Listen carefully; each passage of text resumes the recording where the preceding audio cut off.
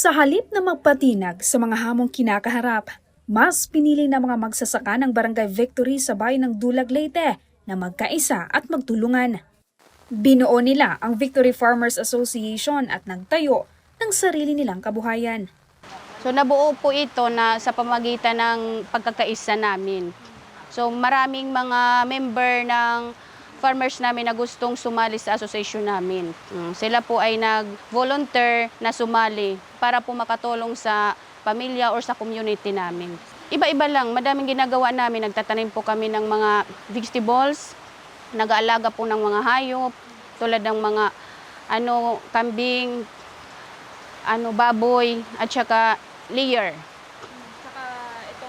Saka itong fish pond. Sa ngayon, hindi lamang sila nakatutok sa pagtatanim. Pinasok na rin nila ang livestock farming at pamamahala ng fish pond. Magandang balita naman ang hatid ng ating mga kababayan dahil mas napalago nila ang kanilang kabuhayan matapos matanggap ang 150,000 pesos na karagdagang puhunan mula sa OVP. Sa tulong ng OVP Eastern Visayas Satellite Office, naging bahagi ng Magnegosyo Today program ang organisasyon. Ipinamili namin ng mga feeds at saka fingerlings at saka yung mga materials na gagamitin.